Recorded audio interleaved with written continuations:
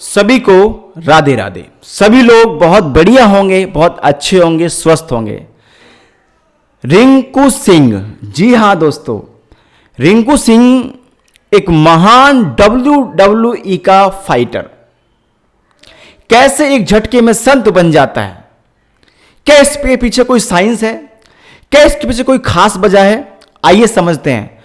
साथियों, रिंकू सिंह एक बहुत ही गरीब परिवार से, जब उस बच्चे का जन्म हुआ, उस महान संत का जन्म हुआ जिसे वीर महान के नाम से हम लोग जानते हैं। साथियों, जब वीर महान रिंकू सिंह राजपूत, जिनका जन्म एक बिल्कुल मध्य वर्ग परिवार में हुआ, अब सोचने वाली बात यह है कि अगर उस व्यक्ति का मध्य वर्ग में जन्म हुआ, इतना संपत्ति कमाने के बाद, इतना नेम फेम कमाने के बाद, उन्होंने आखिरकार श्री हित प्रेमानंद महाराज जी का साथ, संगम और संतों की वाणी में रहने के लिए क्यों निश्चय किया? आइए समझते हैं इसके बारे में पूरी जानकारी को। साथियों, जब रिंकू सिंह का जन्म हुआ तो उसके माता पिता बहुत ही बिल्कुल गरीब परिवार से थे। उसके पिताजी, रिंकू सिंह के पिताजी ट्रैक्टर ट्रक के ड्राइवर थे। रिंकू सिंह को यह देखकर बड़ी हैरानी होती थी कि मेरे पिताजी मेरे लिए इतनी मेहनत करते हैं, परिवार को चलाने के लिए इतनी मेहनत करते हैं, और फिर भी इस समाज में रह के अपना जीवन यापन करते हैं।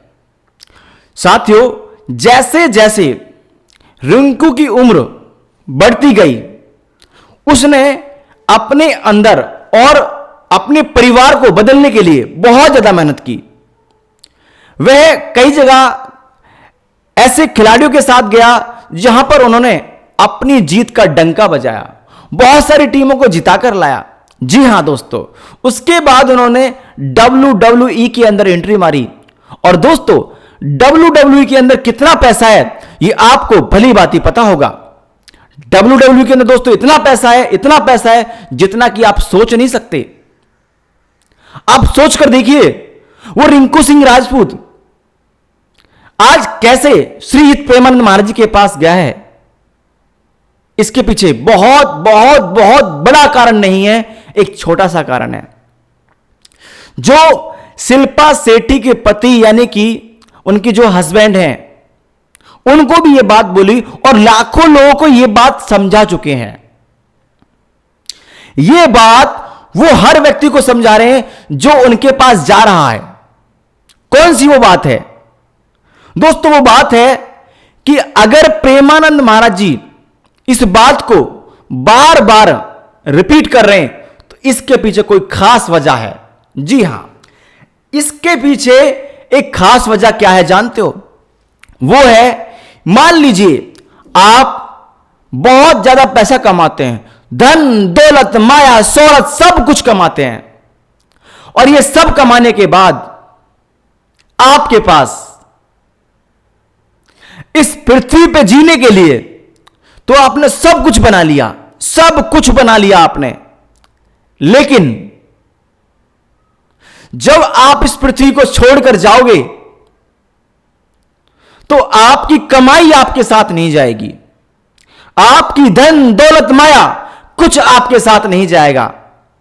तो आपने श्री श्यामा श्याम को पाने के लिए ऐसी कौन सी धन माया कमाई है जिसे आप श्री जी को दिखाओगे? यह बात हर व्यक्ति को बोल रहे हैं। इसके पीछे एक ही वजह है कि देखिए, हर चीज का मोह है। आज हर व्यक्ति को मोह है। जैसे मैं आपसे बात कर रहा हूं, यह मोह है।